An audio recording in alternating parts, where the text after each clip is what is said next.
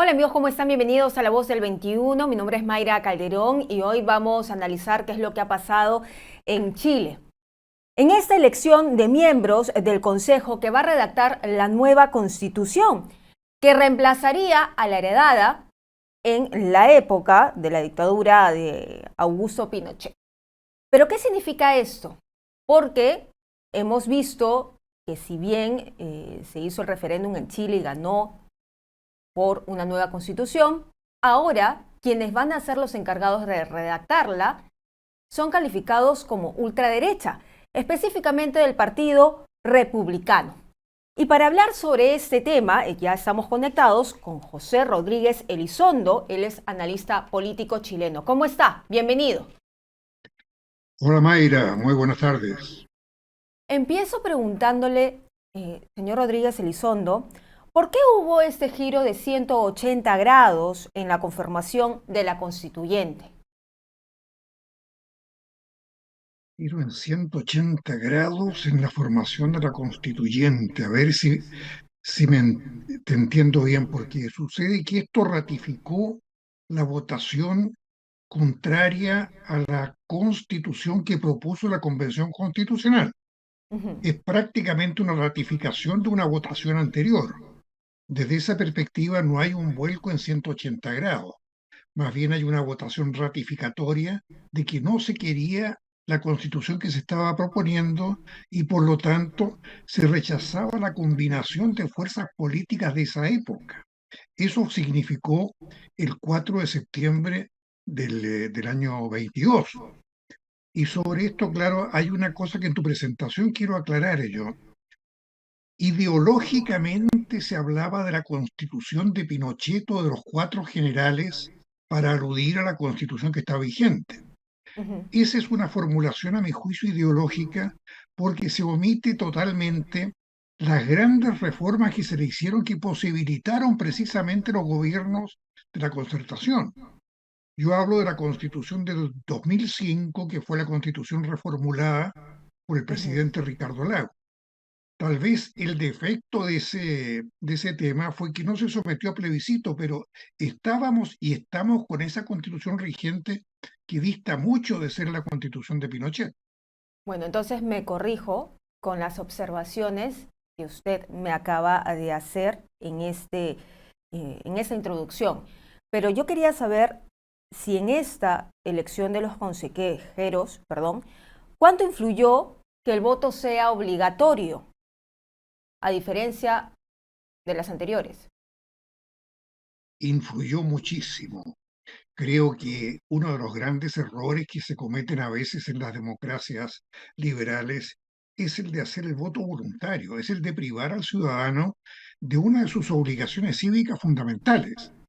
Por lo tanto, aquí muchas veces, mejor dicho, en los países en que la democracia se está debilitando, hay una relación directa con la voluntariedad del voto.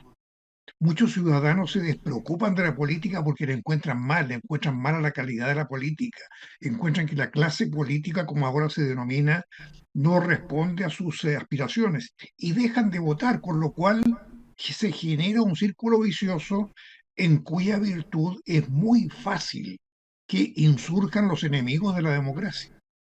Ujú. Y es, ¿qué tan probable es que este nuevo consejo, el que va a liderar esta redacción de la nueva constitución, vaya a tener éxito? Yo creo que las condiciones previas y sobre todo el escarmiento que se produjo con el rechazo abrumador al proyecto de constitución antigua hacen que ahora sea mucho más posible que antes establecer una nueva constitución que no va a ser muy diferente de la que tenemos. Y ahí está precisamente la diferencia. Lo que se nos propuso a los chilenos en la constitución rechazada era una refundación del país, era hacer la historia de nuevo, era dividir al país en 11 naciones. Realmente era una locura, lo digo con toda claridad. Y yo escribí un libro justamente sobre este tema que se llama La vía constitucional a la revolución, porque la palabra refundación era un eufemismo para hablar de revolución. Y esto tiene que ver justamente con la con la propensión ideológica muy alta de quienes plantearon ese tema, que tiene que ver con la querella intergeneracional, tiene que ver con la injerencia de autores que querían de alguna manera debilitar el Estado-Nación Unitario de Chile con esta movida del neoconstitucionalismo que a mi juicio nace de la experiencia de Hugo Chávez. Cuando Hugo Ujú. Chávez llega al gobierno, jura por esta moribunda constitución, como él dijo, porque lo primero que tenía claro es que para gobernar como él quería, hasta el fin de sus días, tenía que tener una carta magna ad hoc. Bueno, ese fue el modelo que fue seguido después por las constituciones de Ecuador y Bolivia. Y señor Elizondo, ¿usted podría calificar y que el resultado que acabamos de ver con la elección de consejeros es una bofetada al presidente chileno o a la izquierda chilena en general? No me gusta esa formulación, Mayra, porque yo creo que tenemos que afirmar el gobierno, creo que tenemos que hacer lo posible porque al presidente Boris le vaya bien, porque haya continuidad constitucional.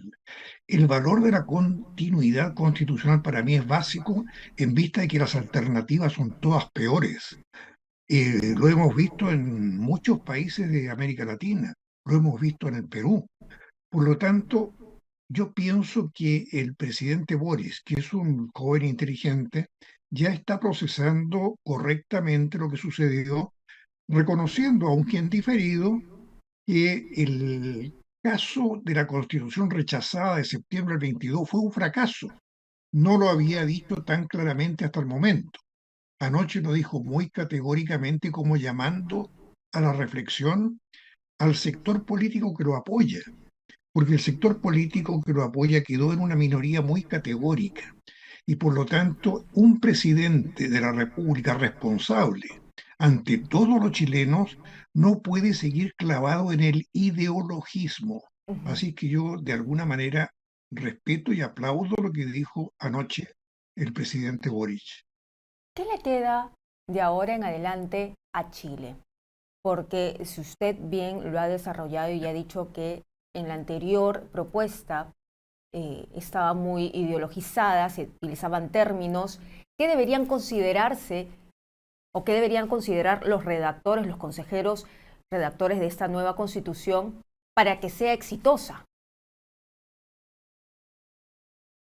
Bueno, el escarmiento, Mayra, se ha reflejado en el procedimiento que se estableció para hacer la nueva constitución. En primer lugar, va a haber un proyecto redactado por los que se llama expertos, que Ujú. posiblemente no serán todos los sabios que quieran los adversarios de ellos, pero que es gente que sabe. Eso es de partida antagónico con los que redactaron el proyecto de constitución anterior. Hay un comité de expertos que va a proponer el tema a estos consejeros que han sido elegidos. Estos consejeros, a su vez, si no se ciñen a las pautas que ya están preestablecidas, pueden recurrirse a un conjunto de otros personeros elegidos para que diriman los conflictos. Es decir, hay un marco de advertencias, hay un marco de requisitos, de precondicionamiento que va a impedir que esto sea una locura ideológica. Aunque existan entre los gananciosos de hoy día gente que quiera hacer una constitución a su amaño para su sector, no lo va a poder hacer. Por eso que yo digo que esta constitución va a ser bastante semejante a la que ya teníamos con todos los requisitos nuevos, con todas las exigencias que la realidad le ha puesto a la constitución del 2005. Ahora bien, yo como abogado, como periodista, como realista en política, yo no creo que ninguna constitución sea salvación para nada de los problemas reales que acucian a una sociedad.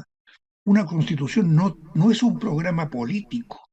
Una constitución es un marco para que se desarrollen las fuerzas políticas dentro de un sistema pacífico. La democracia en ese sentido tiene el gran mérito de que los conflictos políticos se dirimen pacíficamente, con votos. De Ujú. ahí viene el afán mío por mantener la continuidad constitucional, por muy mala por muy mala opinión que se tenga del gobierno incumbente, del gobierno vigente. Muy bien, señor Elizondo. Rodríguez Elizondo, yo le doy las gracias por estar con nosotros en este espacio, dándonos su tiempo, aclarando las dudas que teníamos en Perú 21 en cuanto a este tema. Muchas gracias. Gracias a ustedes, pues, y saludo a mis amigos peruanos. Un abrazo.